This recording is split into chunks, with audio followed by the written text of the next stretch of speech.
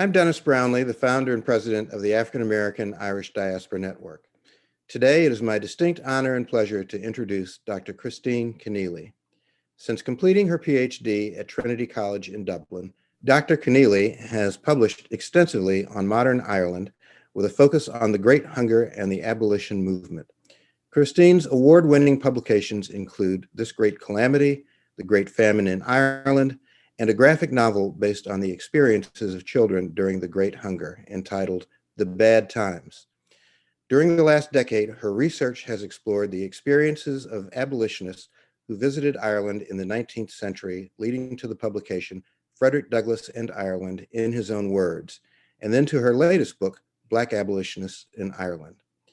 Christine moved to the United States in 2007 to develop the Irish Studies graduate program at Drew University. In 2013, she was appointed the founding director of Ireland's Great Hunger Institute at Quinnipiac University. Through a vibrant series of conferences, exhibitions, publications, and lectures, the Institute provides a forum for understanding the perennial problems of hunger, food security, and economic inequalities in society, both historically and today. Since 2013, Christine has been named one of the top 100 educators in Irish America. In 2014, she was inducted into the Irish America Hall of Fame and named one of the most influential women in Irish America. I am also proud and pleased that Dr. Keneally serves as a distinguished and invaluable member of our board of directors of the African American Irish Diaspora Network. Our mission is to connect African Americans with Ireland through shared heritage and culture. She has been a tremendous voice for this mission over the past year as we have celebrated the 175th anniversary of Frederick Douglass's historic visit to Ireland in 1845 and his transformative bond with Daniel O'Connell, known in Ireland as the Great Liberator. And now, Sarah Parker Remond, Feminist Abolitionist. I appeal on behalf of 4 million men, women, and children who are chattels in the southern states of America, not because they are identical to my race and color, though I am proud of that identity, but because they are men and women. Today we're going to look at a woman who deserves to be better remembered, Sarah Parker Remond. And Sarah was born in Massachusetts. The dates vary, either 1824 or 1826. She was a black woman born to a free black family. Her family were all abolitionists, and in fact her older brother, Charles, had visited Ireland and Britain in 1840-1841 to promote abolition, along with the famous Boston abolitionist William Lloyd Garrison. Sarah Parker Remond was born to Nancy Lenox Remond and John Remond in Salem, Massachusetts in the 1820s. John Remond had emigrated from the Dutch colony of Curaçao in 1798, and Nancy Lennox's father had been a veteran of the American Revolution and the Continental Army. Sarah was one of 8 children living with her family in their stately Salem home and business premises, Hamilton Hall. Massachusetts was a free state, and Sarah's parents were entrepreneurs who ran a successful catering business, preparing opulent feasts for notable visitors, including the Marquis de Lafayette and Nathaniel Bowditch. They were also avid abolitionists and supporters of women's suffrage and school desegregation in Salem. Sarah had strong ties to her family. In a letter to a friend, Sarah wrote, "While our mother never excused those who unjustly persecuted, those whose only crime was a dark complexion, her discipline taught us to gather strength from our own souls, and we felt the full force of the fact that to be black was no crime." Sarah, from a very young age, showed herself to be fearless. When she was 16, she gave her first anti-slavery lecture, which as a young woman was an incredibly brave thing to do. Just shortly afterwards, she was thrown out of a segregated theatre in Boston because she refused to sit in the black-only area. Sarah was intrepid, and she didn't take this lying down. She actually went to the press and insisted that they publish how she'd been manhandled during this incident. And she also went to the police to file a complaint. She won her case. So from very early on, we see that Sarah is her own person. She has her own agency and her own voice. As a young woman, Sarah lectured alongside her brother Charles, and not only did they lecture on abolition, they both lectured on the need to end prejudice and racism in America. They were Black, but they were free, and they had encountered much prejudice in their lifetime, including a lack of education.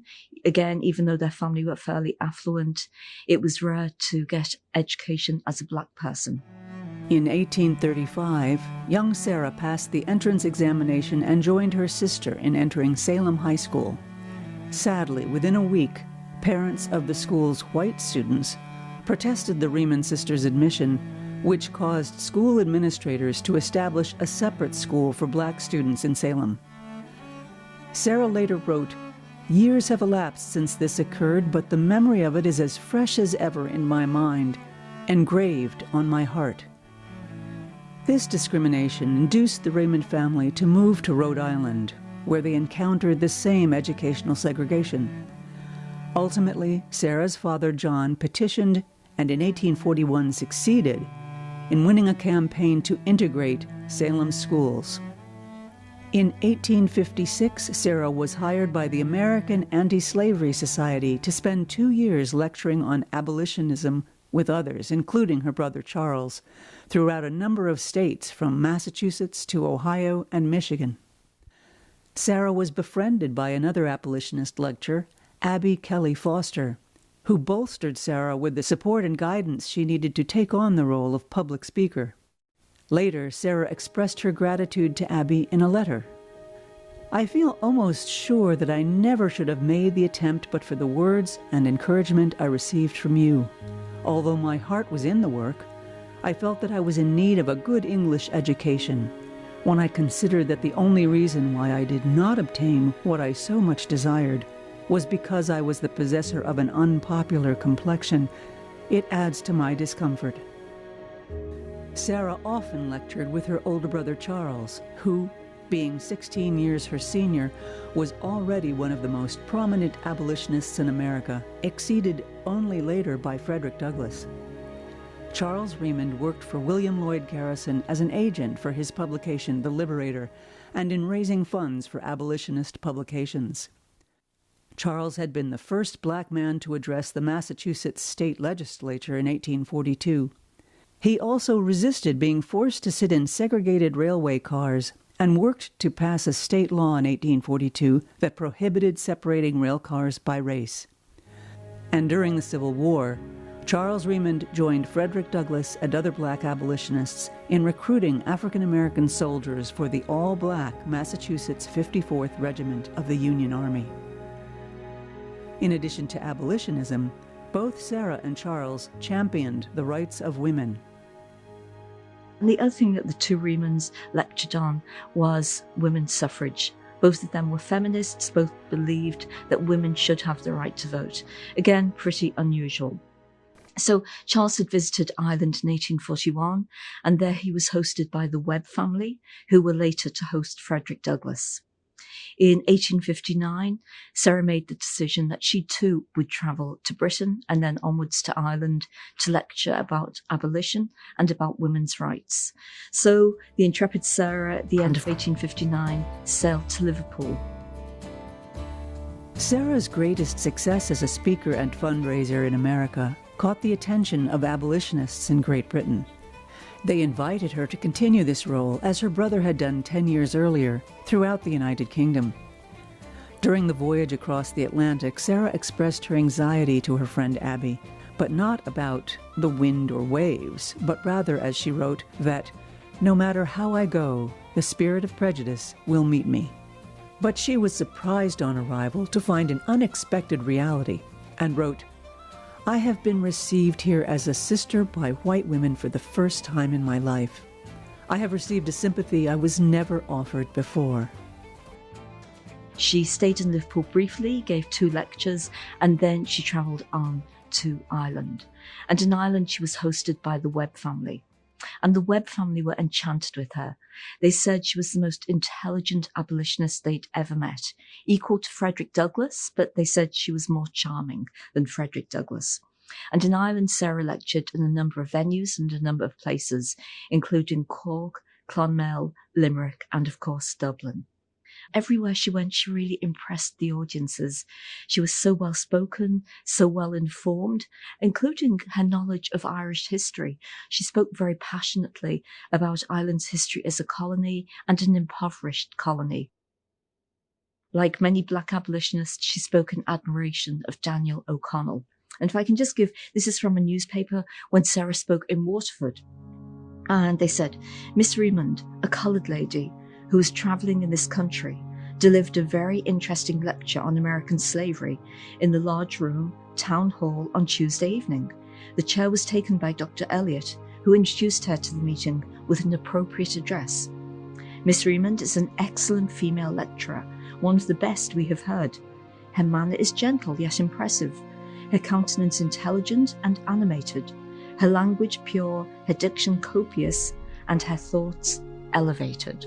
So a wonderful tribute to a really wonderful, wonderful woman. One thing Sarah did so well, so eloquently, was she spoke out on behalf of women slaves, the way in which they were particularly vulnerable, and she spoke about them in a way that a male abolitionist couldn't have done. She referred to issues that were unpalatable, such as rape. She was a very powerful advocate for women everywhere, but particularly women who were enslaved. Sarah was very aware of economic issues that affected the progress of the American Civil War. One thing she shrewdly noted in her lectures to Britons was the difference between British support for the American North or Union cause during the Civil War and their own personal investments in trade with southern states, particularly British trade in cotton. Sarah urged her audiences to invest in cotton from India rather than support the American South's exploitation of enslaved people in their production of cotton. One of the things that unites the Black abolitionists who came to Ireland is the fact they were shocked by the extent of poverty in Ireland. They came expecting grandeur, which they saw in Dublin and other Irish cities, but they were astounded by the depth and extent of Irish poverty. Frederick Douglass likened what he saw to what happened on the plantations in America. He hadn't witnessed such poverty anywhere else. Charles Remond visited Ireland in 1841 on the cusp of the Great Famine, and he at one point was taken to County Clare. He spent 5 days holidaying in County Clare with the Webbs and other abolitionists, and he wrote about the delightful experience, about the beauty of the Irish scenery. And while they were walking in County Clare, they encountered a group of Irish speakers, and the Irish speakers followed them, and there was communication between them even though they didn't speak the same language. Charles later wrote about it and saying these were the most delightful people he'd ever met, but he also talked about their intense poverty and their dependence on the potato. And we know just 3-4 years later, the blight appeared in Ireland and with tragic consequences. Charles' sister Sarah came after the Great Famine in 1859-1860. But really, Ireland was still in recovery. Vast numbers of people were still emigrating to cities like Boston, where Sarah had come from, and the legacy was still very visible on the landscape of Ireland and really in the attitudes of the Irish people. One thing Sarah did, which marked her as being unusual, she talked about the poverty of the Irish people, and she placed it in the context of colonisation, of Ireland being a British colony for centuries and being forced to depend on the potato. And she also praised Daniel O'Connell for trying to elevate his people so that they could be independent and wealthy again. So Sarah, when she was in Ireland, very much showed her knowledge of Irish history in terms of colonialism and in terms of the recent history of the Great Famine. Sarah had come to Britain and Ireland intending to stay for just 1 year. But having tasted freedom, having tasted equality, she knew she could never return to America. So she did what she'd always longed to do. She signed up to go to university in London. She studied there for a few years. She would still lecture on abolition. And shortly after she finished at London University, she decided she wanted to be a doctor. Sarah enrolled in Bedford College for Ladies in 1859, which later became part of London University, and she may well have been the first black student there. While there, Sarah became a founding member of the Ladies' London Emancipation Society. She relocated to Italy, and she trained in Italy to be a doctor. and she remained in Italy for the rest of her life, always doing the unexpected. Sarah Remond began her study of medicine in Florence, Italy, in 1866 at the highly esteemed Santa Maria Nuovo Medical School. She was 42 years old. Sarah's time in Florence was rich, rewarding, and she flourished there. Sarah practiced medicine in Italy for more than 20 years, during which time she also married an Italian man from the island of Sardinia named Lazzaro Pintor. We know she maintained very close relationships with Frederick Douglass, a family friend. In 1886, Frederick and his wife Helen were traveling through Europe, and they both stayed with Sarah, and they talked about old times again. It seemed to be a pretty delightful meeting.